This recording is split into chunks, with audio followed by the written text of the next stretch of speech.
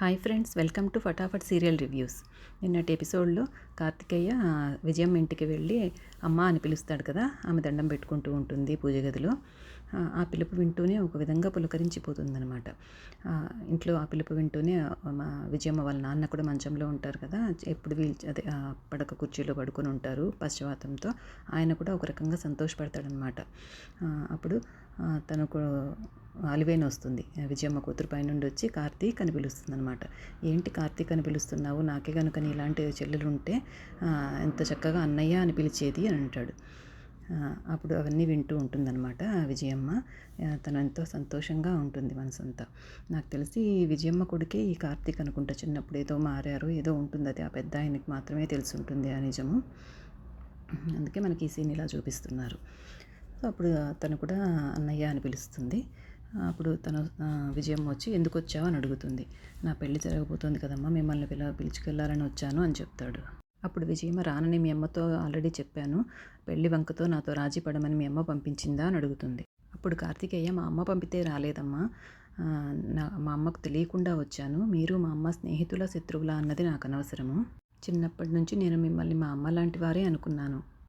మా అమ్మ మీద ఉన్న కోపాన్ని మీ కొడుకు లాంటి వాడినైనా నా మీద చూపించకండమ్మా అని అంటాడు. ఆ మాటలకి కరిగిపోతుంది విజయమ్మ.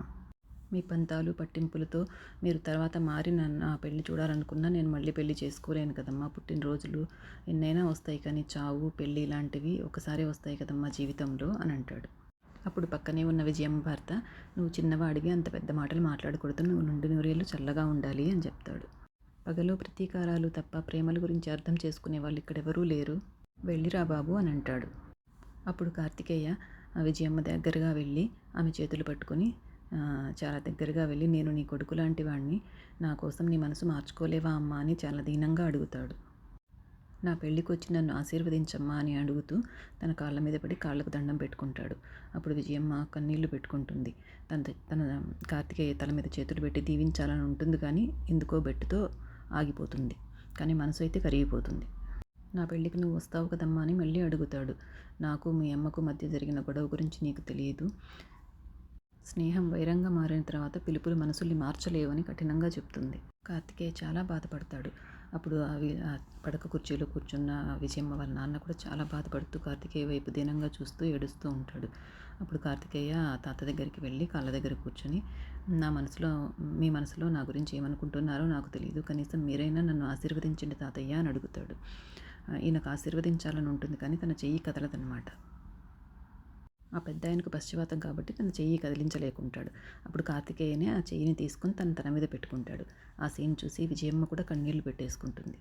తర్వాత ఎంతో ఎమోషన్తో తన వైపు చూస్తున్న అలివేని దగ్గరికి వస్తాడు కార్తికేయ. అప్పుడు ఏంటన్నయ్యా అంటుంది.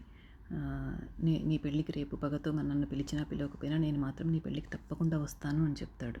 నీ పెళ్ళి దగ్గరుండి నేను జరిపిస్తానమ్మా అని మాటిస్తాడు. నీకు ఎప్పుడైనా ఎలాంటి అవసరం వచ్చినా ఈ అన్నయ్య ఉన్నాడని మర్చిపోకు అని చెప్తాడు. అప్పుడు అలివేని కూడా ఎంతో ఎమోషనల్ అయిపోతుంది. ప్రతి ఒక్కరూ ఈ సీన్కి అందరూ ఎమోషనల్ అయిపోతారు ఇంట్లో. చాలా బాగుంది ఈ సీన్ చూడడానికి. తర్వాత వెళ్ళొస్తానమ్మా అని చెప్పి వెళ్ళిపోబోతుంటాడు. అప్పుడు విజయమ్మ ఆగు అని చెప్పి ఏదో లోపలికి వెళ్ళి వస్తుందన్నమాట. పెళ్ళికొడుకు రేపు పెళ్లి పెట్టుకొని పెళ్ళికొడుకు అయిన తర్వాత పొలిమేర దాటి రాకూడదు, దిష్టి తగులుతుంది. ఎండుమిరపకాయలు తీసుకొచ్చి కార్తికేయకు దిష్టి తీస్తుందనమాట. తన కళ్ళకున్న కాటుకతో దిష్టి చుక్క కూడా పెడుతుంది. ఇంటికి వెళ్ళిన తర్వాత మళ్ళీ మీ అమ్మతో దిష్టి తీయించుకో అని చెప్తుంది.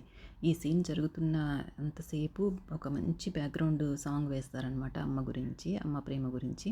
చాలా బాగుంది ఈ సీన్ చూడడానికి. 14 ఎపిసోడ్ల తర్వాత ఒక మంచి ఎమోషనల్ సీను, అది కూడా ఆడవాళ్ళే కాకుండా కార్తికేయ మెయిన్ లీడ్ అయిన హీరో అయిన ఈ సీరియల్లో కార్తికేయ ఎమోషనల్ సీన్.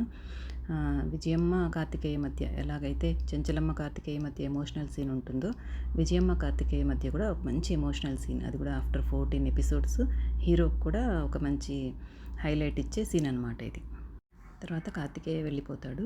కార్తికేయ వెళ్ళాక కూడా విజయమ్మ ఎందుకో తన కడుపు మీద చెయ్యి పెట్టుకుని ఒక కడుపు తీపి ఫీల్ అవుతున్నట్లుగా, ఒక ఎమోషనల్గా బాధగా ఉంటుందన్నమాట. నాకు తెలిసి ఖచ్చితంగా కార్తికేయ విజయమ్మ కొడుకే అయి ఉంటాడు. ఇక నెక్స్ట్ సీన్లో చెంచలమ్మ ఇంటి బయట అనమాట. కృష్ణ, నిన్న వచ్చిన కొత్త క్యారెక్టర్ కృష్ణ అనే అబ్బాయి సింధూర మాట్లాడుతూ ఉంటారు. కృష్ణ ఎందుకు వచ్చావు ఈ టైంలో అని అడుగుతుంది. నీ మనసులో ఉన్నది నువ్వే చెప్పాలి కదా, నన్ను అడుగుతున్నావా అని అంటాడు. సింధూర నేనేం చెప్పాలి, నేను చెప్పలేకపోవడం ఏంటి అని అడుగుతుంది. నువ్వు నన్ను ప్రేమిస్తున్న విషయము అని అంటాడు. అది విని షాక్ అయిపోతుంది సింధూర. నువ్వంటే నాకు చాలా ఇష్టం సింధూర అని చెప్తాడు. ఇది ఇలా జరుగుతుండగా ఇంకొక పక్కన విజయం అంటున్నాను, చంచలమ్మ వాళ్ళ ఆడపడుచు వాళ్ళకి, ఇటు వాళ్ళ మరిది తోడుకోడలు వాళ్ళకి అన్ని ఇన్స్ట్రక్షన్స్ ఇస్తూ ఉంటుందన్నమాట. పెళ్ళికి వచ్చే వాళ్ళకి ఎటువంటి లోటు జరగకూడదని వాళ్ళకి ఎవరికి ఇవ్వాల్సిన ఇన్స్ట్రక్షన్స్ అన్నీ ఆమె చెప్తూ ఉంటుంది పక్కాగా.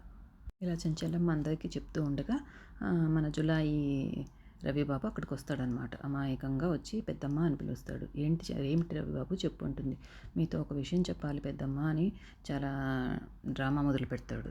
అప్పుడు ఆ రవిబాబు ఇలా చెప్పడం మొదలు పెడతాడనమాట. మనకి తను ఏం చెప్తున్నది మనకు వినిపించరు, మనకు సైలెంట్గా ఉంటుంది. అతను చెప్పే మాటలు విని అందరూ షాక్ అవుతారు, అందరూ కళ్ళు పెద్దవి చేస్తారు. చంచలమ్మ కోపంగా లేస్తుంది.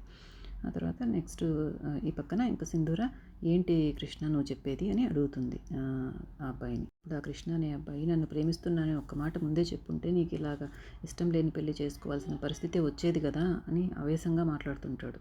అప్పుడు సింధూర నువ్వేం మాట్లాడుతున్నావో నాకు అర్థం కావడం లేదు, నువ్వేదో పిచ్చి పిచ్చిగా మాట్లాడుతున్నావు ఎందుకు అని అడుగుతుంది. ఎవరైనా వింటే ఏం జరుగుతుందో అని భయంతో నువ్వు ఇట్లా మాట్లాడుతున్నావని నేను అర్థం చేసుకోగలను అని అంటాడు ఆ కృష్ణ.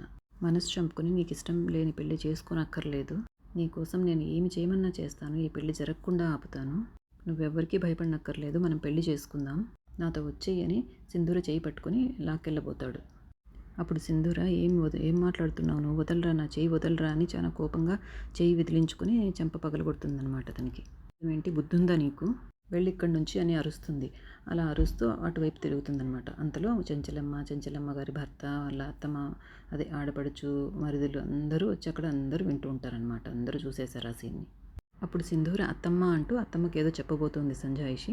ఆ లోపల చాముండి వాళ్ళమ్మ జరుగుతున్నదంతా మేము చూస్తూనే ఉన్నాముగా, నువ్వేం చెప్పనక్కర్లేదు అని దబాయిస్తుంది. అప్పుడు సింధూర మీరు విన్నది చూసింది ఏది నిజం కాదు అని చెప్తుంది. అప్పుడు అక్కడే ఉన్న చాముండి ఎదుటి వాళ్ళకి నిజం తెలిసినప్పుడు అందరూ ఇలాగే చెప్తారని వ్యంగ్యంగా విక్రిస్తున్నట్టు మాట్లాడుతుంది. అప్పుడు అక్కడే ఉన్న కృష్ణ మళ్ళీ కల్పించుకొని నువ్వెవరికి భయపడనక్కర్లేదు సింధూర, నువ్వు ఇష్టం లేని పెళ్లి చేసుకుని నరకం అనుభవించడం నేను చూడలేను, నువ్వు నన్ను ప్రేమిస్తున్నావని ధైర్యంగా వాళ్ళతో చెప్పు అని దబాయిస్తాడు.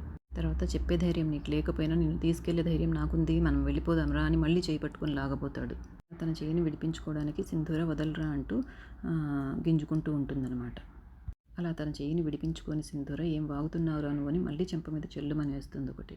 అప్పుడు చంచలమ్మ గారి దగ్గర పనిచేసే వాళ్ళంతా ఉంటారు కదా, బసవ వాళ్ళంతా వాడిని చంచలమ్మ గారి కోడలు చేయే పట్టుకుంటావురా నువ్వు అని తరుముకుంటారు. అప్పుడు వాడు ఆ కృష్ణ పారిపోతాడు. అప్పుడు చాముండి వాళ్ళమ్మ ఇద్దరు సింధూర దగ్గరికి వచ్చేసి లేనిపోని మాటలు అంటూ నిందిస్తూ బాధ పెడతారనమాట సింధూరని. ఇలా పాపం ఇంట్లో అందరూ సింధూరని నిందిస్తూ ఉంటారనమాట. మనం చూసాం కాబట్టి వాడు పారిపోయాడు, లేకుంటే ఇద్దరు కలిసి జంప్ అయిపోయి ఉండేవారని చాలా నీచంగా మాట్లాడతారు. పెళ్ళి ఆపడానికి ఒకే ఒక్క ఛాన్స్ దొరికిందని అందరూ నానా మాటలు అంటూ ఉంటారు. విన్నంతసేపు వీళ్ళ మాట అంతా విని వీళ్ళ మాటలన్నీ విని కోపంగా ఆపండి అని చంచలమ్మ అరుస్తుంది. ఇలా నోటికొచ్చింది వాగడం తప్ప ఇంకేం చేత కాదా మీకు అని అరుస్తుంది అందరినీ. తర్వాత సింధూర వైపు తిరిగి సింధూర ఏంటమ్మా ఇదంతా అని ప్రశాంతంగానే అడుగుతుంది. అప్పుడు సింధూర అబ్బాయి పేరు కృష్ణ నాతో పాటే చదువుకున్నాడు, నాతో ఏదో మాట్లాడాలంటే నేను బయటకు వచ్చాను, వచ్చాక నేను నిన్ను ప్రేమించానని నాతో వచ్చేయమని అర్థం లేకుండా మాట్లాడుతున్నాడు, అతను ఎందుకు అలా ప్రవర్తించాడో నాకేం అర్థం కావడం లేదు, ఇంతకన్నా నేనేం చెప్పలేనత్తమ్మా అని సింధూర ఖచ్చితంగా చెప్తుంది. ఇంతటితో ఎపిసోడ్ అయిపోతుంది. ఇక తరువాయి భాగంలో చంచలమ్మ అందరూ కూర్చొని ఆలోచిస్తూ ఉంటారు.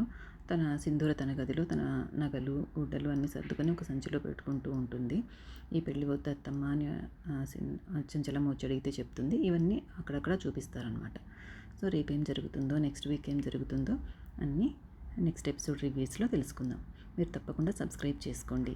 మీ ఫ్యామిలీ మెంబర్స్కి, ఫ్రెండ్స్కి అందరికీ మన ఛానల్ గురించి, ఫటాఫట్ సీరియల్ రివ్యూస్ గురించి తెలియజేయండి. Thank you.